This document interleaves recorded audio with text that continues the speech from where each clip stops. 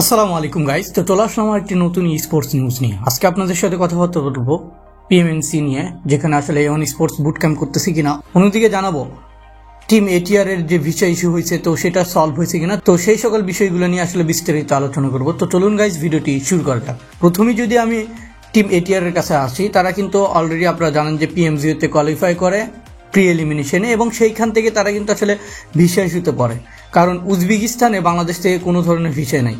So সেই ভিসাটা আসলে নেওয়ার জন্য অনেক কান্ট্রি থেকে আসলে অ্যাপ্লাই করা হয়, বাট কোনো ধরনের সমাধান আদৌ পাচ্ছিল না। তো এরই মাঝে কিন্তু আরেকটা ভালো খবর আসছে। আপনারা যদি দেখেন, ই স্পোর্টস অ্যারেনা নিউজ থেকে কিন্তু একটা পোস্ট করা হয়, যেখানে বলতেছিল যে তারা যে আসলে ভিসা সংক্রান্ত ইস্যুতে পড়ছে, সেই ইস্যুটা নিয়ে কিন্তু নর্ডিং গেমিং তারা কিন্তু আসলে কাজ করতেছে, এবং তাদের এই ভিসার জটিলতা তারা কিন্তু আসলে কয়েকদিনের ভিতরে আসলে সমাধান পেয়ে যাবে, এমনটাই কিন্তু আসলে জানাইছে।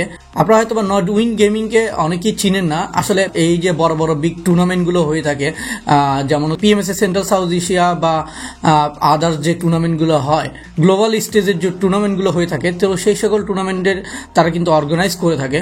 সো তারাই কিন্তু আসলে বাংলাদেশের এই টিম এটিআর কে হেল্প করতেছে ভিসা ইস্যু নিয়ে, তারা যেন পিএমজিওতে খেলতে পারে, সেই জন্য কিন্তু তারা টিম এটিআর এর হয়ে ভিসা অ্যাপ্লাই করছে। এবং অন্যদিকে আপনারা যদি দেখেন, শুধু টিম এটিআর এর কিন্তু ভিসা প্রবলেম হয় নাই। উজবেকিস্তানে যেহেতু এই টুর্নামেন্টটা ল্যান্ড হবে প্রি এলিমিনেশনে, তো সেই জায়গাটা কিন্তু শুধু বাংলাদেশি না, নেপাল, পাকিস্তান সব বেশ কয়েকটা টিমই কিন্তু আসলে এই ভিসা জটিলতায় পড়ছে।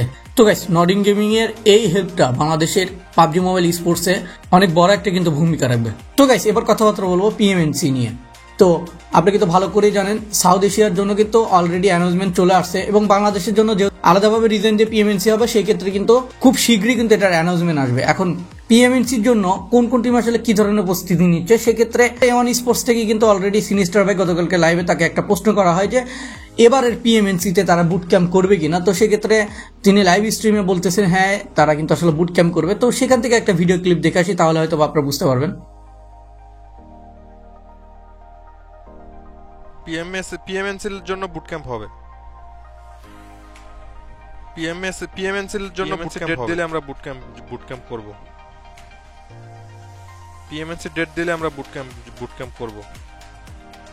তো গাইস, দেখতে পেলেন সিস্টার ভাই তার লাইভ স্ট্রিমে কিন্তু বললো যে এবারের পিএমএনসিতে তারা কিন্তু আসলে বুট ক্যাম্প করবে। অর্থাৎ আপনারা কিন্তু বুঝতে পারতেছেন, আবারও কিন্তু সেই ভাইবটা চলে আসবে, কারণ গতবারেও আপনারা কিন্তু দেখছেন যে পিএমএস সেন্ট্রাল সাউথ এশিয়া কোয়ালিফায়ারের এওয়ান স্পোর্টস যখন আসলে পিএমএস এর জন্য কোয়ালিফাই করে, তাদের যে আনন্দ মুহূর্ত বা তাদের যে এই আবেগের মুহূর্তটা ছিল, সেটা কিন্তু আমরা সবাই দেখছি, এবং অনেক বড় কিন্তু একটা অ্যাচিভমেন্ট নিয়ে আসছিল বাংলাদেশের জন্য। সো আই হোপ এবারও তারা ভালো কিছু করবে, যেহেতু এবার কিন্তু আসলে কম্পিটিশনটা অনেক হার্ড হবে, কারণ বাংলাদেশ থেকে শুধুমাত্র একটা টিমই কিন্তু আসলে পিএমএস সেন্টার সাউথ এশিয়ার জন্য কোয়ালিফাই করবে, শুধুমাত্র একটা স্লটই দেওয়া হয়েছে। সো এবার কিন্তু খুব টাফ হবে, কারণ ভালো ভালো টিমই কিন্তু আছে, যেখান থেকে আপনারা দেখতে পারেন টিম এটিআর, তারা কিন্তু রিসেন্টলি অনেক ভালো পারফরমেন্স করছে, এবং তারাও কিন্তু আসলে এই স্লটের দাবিদার। এখন দেখা যাক আসলে এই টুর্নামেন্টটা যখন হবে, কোন টিম আসলে চ্যাম্পিয়ন হয়, আর কোন টিম এই পিএমএনসি থেকে পিএমএস সেন্ট্রাল সাউথ এশিয়ার স্লটটা আদায় করে নেয়। তো গাইস, পিএমএনসি বা টিম এটিআর এর বিষয় নিয়ে যদি আপনার কোনো মতামত বা কোনো ধরনের কোশ্চেন থেকে থাকে, তাহলে কিন্তু অবশ্যই কমেন্টের মাধ্যমে সেটা জানাতে পারেন। তো আজকের মতো আমি এখানেই বিদায় নিচ্ছি। সবাই ভালো থাকবেন, সুস্থ থাকবেন, আল্লাহ হাফেজ।